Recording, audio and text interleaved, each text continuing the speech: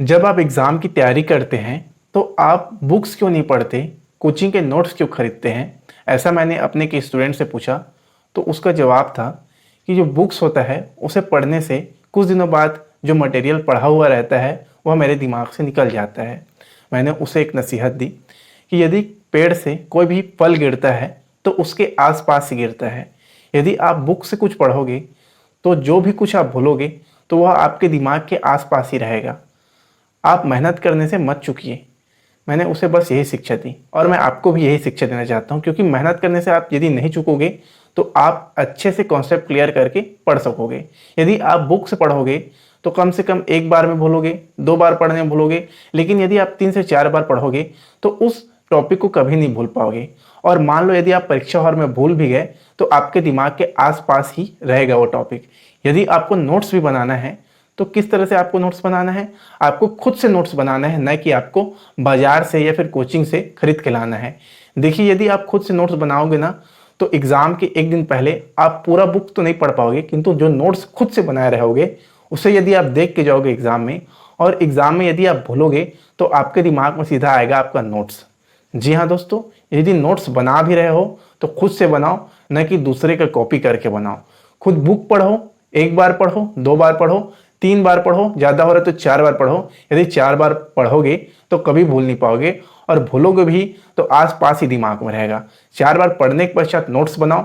Notes किस लिए ज़रूरी है? नोट्स सिर्फ़ और सिर्फ कम समय में जानकारी प्राप्त करने के लिए ज़रूरी है। यदि आप कम समय में जानकारी प्राप्त करना चाहते हैं तो नोट्स पढ़ सकते हैं, लेकिन यदि आपको एग्ज़ाम निकालना है तो नोट्स आपके क्या काम आएंगे? सिर्फ और सिर्फ रिवीजन के काम आएंगे। जब आप एग्ज़ाम हॉल में जाओगे उससे 2 घंटा पहले आप क्या करोगे? एक बार देखोगे नोट्स को, ना कि बुक को। पूरे बुक को आप नहीं देख सकते, पूरे बुक को आप रिवीजन नहीं कर पाओगे। इसलिए रिवीजन करने के लिए बनाओ आप नोट्स। यदि आप अपने नोट्स को देख के जाओगे एग्ज़ाम हॉल में तो कभी भी आप भूलोगे तो आपके आंखों में सिर्फ और सिर्फ वही नोट्स दिखाई देगा जो आप खुद बनाए होंगे। इसीलिए नोट्स बनाना बहुत ज़्यादा ज़रूरी है, लेकिन बुक पढ़ना उससे भी ज़्यादा ज़रूरी है। एक बात और कहूँगा दोस्तों, देखिए, एक स्टूडेंट और है जो कमेंट करके मुझे बोला कि आपने तो कोई एग्ज़ाम क्लियर नहीं किया है, फिर आप कैसे पढ़ा सकते हो? मेरा एक जवाब था, मैंने कहा मीराबाई चानू के जो कोच हैं विजय शर्मा जी, क्या वो ओलंपिक में गोल्ड मेडल जीत के लाए हैं? बिल्कुल नहीं जीत के लाए हैं। फिर कैसे मीराबाई चानू के वो कोच हैं, आप बताइए? तो पढ़ाने के लिए हुनर चाहिए, गुण चाहिए, ना कि कोई एग्ज़ाम क्लियर होना चाहिए। पढ़ाना है तो गुण रहना चाहिए पढ़ाने का, बाकी स्टूडेंट के ऊपर ही रहता है मेहनत करना, उसे समझना। हुनर ही पर्याप्त है, न कि कोई एग्जाम निकालना। तो दोस्तों, एक छोटा सा ज्ञान था जो देना बहुत ज़्यादा जरूरी था। ग्रुप डी का एग्जाम डेट अभी तक नहीं आया है। जैसे ही कोई ऑफिशियल नोटिफिकेशन आएगा तुरंत मैं आपको इत्तला कर दूंगा। लेकिन यह बात जरूर बोलूंगा दोस्तों कि मनोबल को मत गिराइए। यदि आप अपने मोटिवेशनल लेवल को गिरा के रखोगे तो मान लो कल के बजाय परसों भी होगा एग्जाम तो आप नहीं निकाल पाओगे। एक के बजाय 2 साल बाद भी होगा तो आप नहीं निकाल पाओगे एग्जाम।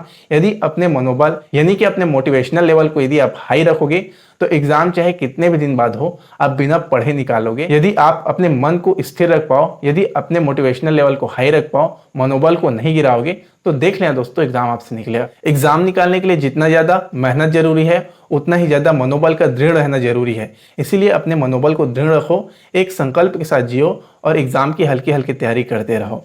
यदि नाव जो होता है ना, जो बोट जो चलता है पानी के ऊपर, वो एक हवा से चलता है ना। और हवा कब की चाहिए रहती, उसे आज की चाहिए रहती। मान लो एक दिन पहले आंधी तूफान आया है और उसके एक दिन बाद यदि नाव चल रहा है पानी में, तो क्या चल पाएगा? मान लो हवा नहीं चलेगी बिल्कुल भी, चाहे कितना भी आंधी तूफान एक दिन बाद आया हो या एक दिन बाद आएगा।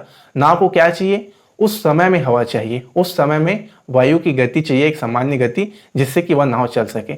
इसीलिए अपनी गति को रखिए पर डे। आपको पर डे थोड़ा थोड़ा पढ़ना है। आपको कल पढ़ के नहीं रखना है, परसों के लिए नहीं पढ़ना है, आपको डेली पढ़ना है, जिससे कि आपका नाव चलते रहे, यानी कि आपका सिलेबस कंप्लीट होते रहे। तो दोस्तों, अब अलविदा चाहता हूं। यह बहुत ही महत्वपूर्ण जानकारी है। फिर एक बार बोल रहा हूं, मनोबल को मत गिराइएगा। यदि आपका मोटिवेशनल लेवल हाई है तो कभी भी आप एग्जाम निकालोगे, कोई भी आप एग्जाम निकालोगे। और ग्रुप डी के जैसे ही कोई ऑफिशियल नोटिफिकेशन आएगा तुरंत मैं आपको इत्तला कर दूंगा। इसके लिए आप मेरे इस चैनल को सब्सक्राइब करके रखिए। यदि यह वीडियो आपको अच्छा लगा हो तो प्लीज़ वीडियो को लाइक कर दीजिए। धन्यवाद।